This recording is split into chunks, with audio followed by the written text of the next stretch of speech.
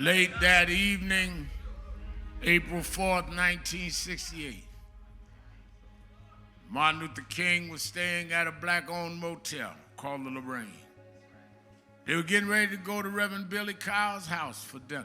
And Dr. King came out on the rail balcony. I took Ashley. It's not a balcony, a private balcony. It's a rail for the whole floor. Two-story black motel.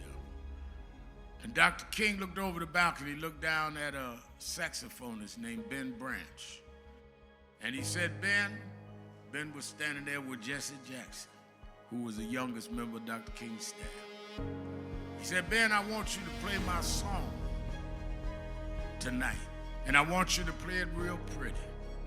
And Jesse said as soon as he said it, he kind of stood back, getting ready to turn to go back in his room to get Abernathy, and a bullet came, one bullet, and killed Dr. King. Dr. King never heard Ben play that night. But ever since I was a little boy and I hear that song, I think about how a man gave his life for. Not for us to forget who we are. Not for us to sit high and look low at our people. But to stand up for justice. To stand up for freedom. He left us saying his last sermon the night before that shooting that he'd been to the mountaintop. And he's allowed me to go up to the mountain.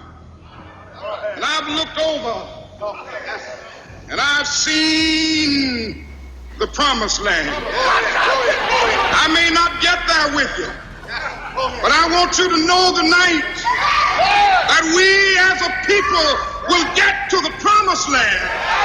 And he said that I looked over and I've seen the promised land. Meaning that y'all are not climbing for nothing. There is a promised land. He said, I may not get there with you, but I want you to know that we as a people will get to the promised land. That's why I said at Kyrie's funeral, I'm a mountain climber. I'm going to keep climbing. Dr. King told me if I keep climbing, we get to the promised land. I'm going to keep climbing. So I'm happy tonight. I'm not worried about anything. I'm not fearing any man. Mine eyes have seen the glory of the